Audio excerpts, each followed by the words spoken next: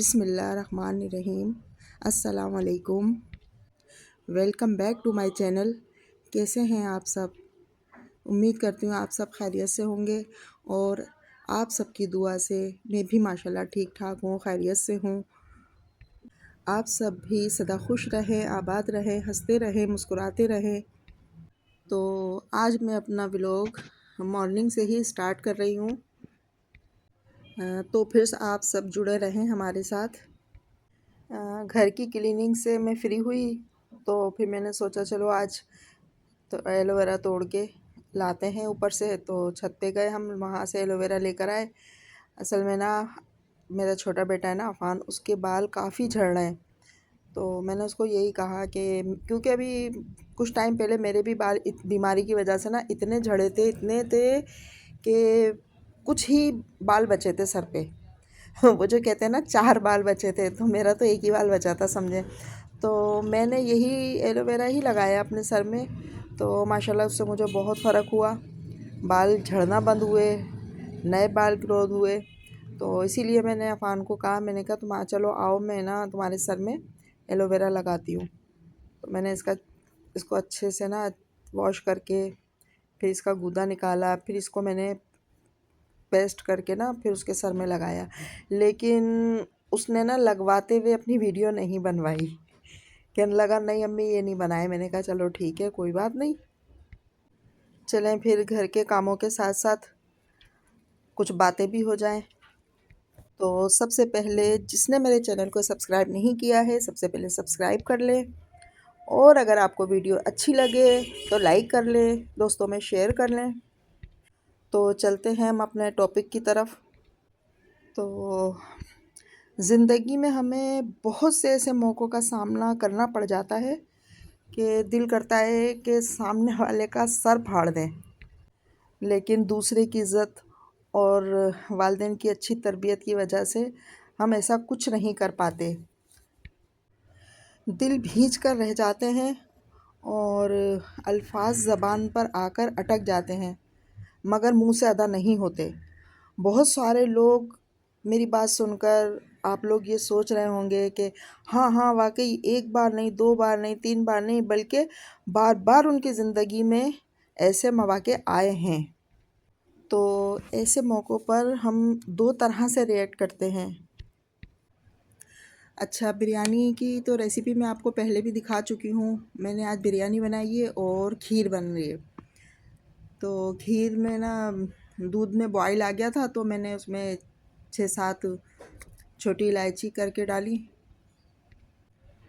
तो जब बॉयल आ गया उस दूध में, तो फिर मैंने चावल डाल दिए थे उसके अंदर। फिर उसे मैंने खीर को मैंने सुबह चढ़ाया था, मतलब शाम तक मैंने पकने दिया। मैं इसी तरीके से पकाती हूँ खीर। ज़्यादा पकते पकते ना उसकी रंगत भी चेंज हो जाती है, थोड़ी पिंक हो जाती है उसकी रंगत, तो वो उसमें जो है ना माशाल्लाह जायका भी बहुत अच्छा हो जाता है। अच्छा, तो कुछ लोग जो है चीखते हैं, चिल्लाते हैं, सामने वाले को बुरा भला बोलते हैं, यानी ना अपने दिल की सारी भड़ास निकाल लेते हैं। और कुछ लोग ऐसे होते हैं जो कोई जवाब नहीं देते, कोई रिएक्ट नहीं करते, बस सिर्फ जाते हैं कमरे में बंद होते हैं, खूब अच्छे से रो लेते हैं, उनका दिल हल्का हो जाता है। तो ये दोनों ही तरीके गलत हैं। आप ना रोएं, ना किसी पे चीखें, ना अपने ऊपर झेलें, बस आप एक चुप लगाएं। क्योंकि कहते हैं ना एक चुप होती है वो 100 को हराती है। आप सिर्फ चुप हो जाएं और अपने अल्लाह से जो है दुआ करें। अच्छा, ये वो दौर तो है नहीं कि आपकी पीठ के पीछे आपको अच्छे लफ्ज़ों में डिस्कस किया जाए। बहुत कम लोग ऐसे होते हैं जो आपको आपकी पीठ पीछे आपकी तारीफ़ें करते हैं, आपको अच्छे लफ्ज़ों में आपके लिए डिस्कस करते हैं। तो अगर कोई आपको आपके पीठ पीछे आपकी बुराइयां कर रहा है, आपको बुरे बुरे लफ्ज़ों में आपके बारे में डिस्कस कर रहा है, तो करने दें। ये असल में ये गीबत आपके लिए कर रहा है, उसे करने दें। और आप इस बात को ना अपने दिल पे ना लें इस बात की आप कोई ये नहीं करें, आप सदमे में आ जाएँ, आपको अफ़सोस हो कि भई ये मेरे लिए इस तरह की बातें क्यों कर रहा है, क्यों नहीं कर रहा है, क्या है? नहीं, नहीं, ये बातें आप छोड़ दें। आप सिर्फ़ ये देखें कि आप में कुछ तो है, आप इतनी ख़ास हैं, कैसे भी सही, वो आपके बारे में डिस्कस तो कर रहे हैं, तो वही पीछे से डिस्कस करते हैं कि उन्हें कमतरी का एहसास होता है। उन्हें ये एहसास होता है कि ये ज़्यादा है, हम कम हैं, ये हमसे ऊपर है। तो मैं आपको यही कहूँगी कि आप बजाय अपने दिमाग पे टेंशन लेने के, आप अपने आप को तसल्ली दें।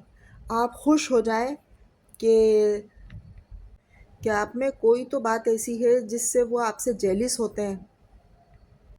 अच्छा, मैंने ना 2 किलो दूध बॉयल करा, जब वो बॉयल आया उसमें मैंने छोटी इलायची डाली, फिर उसके बाद मैंने 1 कप चावल भिगोए थे, वो चावल मैंने उसमें डाले, फिर वो पूरा टाइम पकता रहा। जब वो पक के ना दूध थोड़ा रह गया, तो फिर मैंने अलग से 2 किलो दूध अलग बॉयल करके रखा हुआ था। फिर अभी मैंने आपके सामने और दूध डाला, तो वो मैंने उसमें और दूध डाला है, अब वो थोड़ा और पकेगा। फिर उसके बाद जो है हम बस पकाते जाएँगे और उसकी घुटाई करते जाएँगे। जब हम देखेंगे कि हाँ घुटाई हो चुकी बहुत अच्छे से, चावल नज़र नहीं आ रहे, पिस गए, उसके बाद हम इसमें चीनी डालेंगे। तो चीनी डालने के बाद ना इसको फुल बॉयल कर लेंगे, मतलब इसमें बहुत अच्छे से जोश आ जाएगा, चीनी बिल्कुल मेल्ट हो जाएगी इसमें। तो उसके बाद फिर हम इसको जमाएँगे डिशेज़ में। मैं आपको यही कहूँगी कि अगर आपको आपके सामने भी कोई कुछ कह रहा है या आपके पीठ के पीछे कुछ कह रहा है, आप एक कान से सुनें, दूसरे कान से निकाल दें। देखें आपको कितना सुकून मिलेगा और आपकी ज़िंदगी सँवर जाएगी।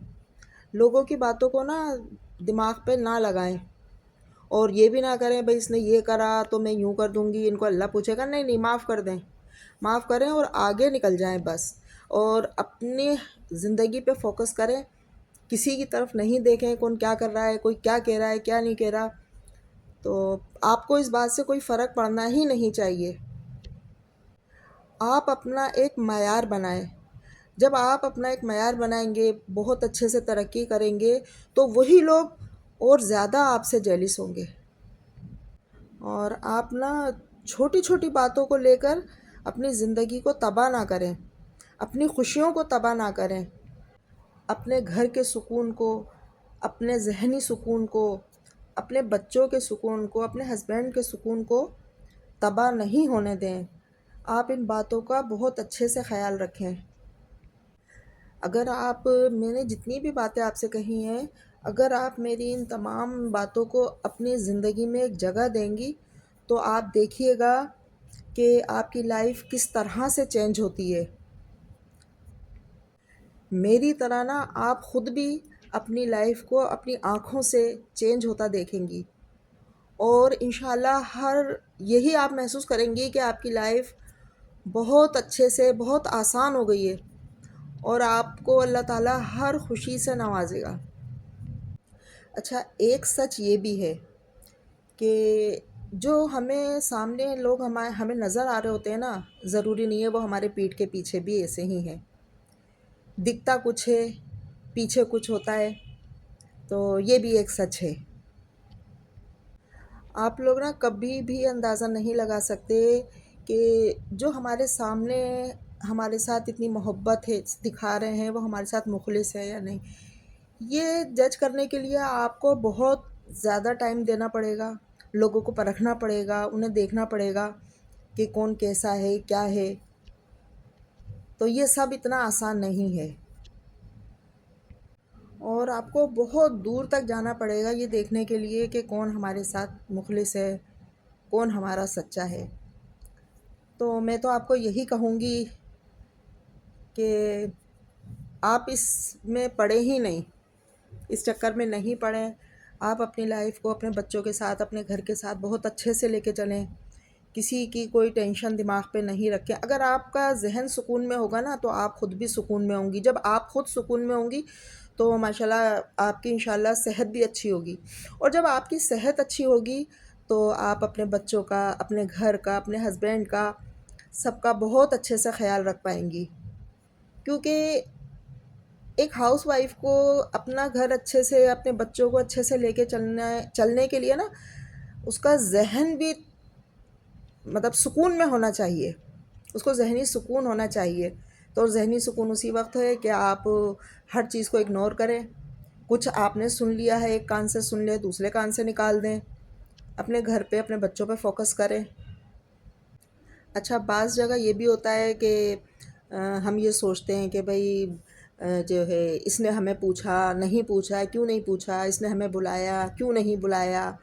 नहीं, इस बात को भी आप ज़हन पे नहीं लें। नहीं बुलाया कोई बात नहीं, खुश रहें वो, आप अपने खुश रहें। देखिए, बातें करते-करते ना मेरी खीर भी माशाल्लाह तैयार हो गई है, और आप यकीन करें माशाल्लाह इतनी ज़बरदस्त खीर बनी थी, बहुत लाजवाब। और मेरे से ना किसी ने फ़रमाइश की थी खीर की, तो उन्हें भी ना खीर बहुत पसंद आई।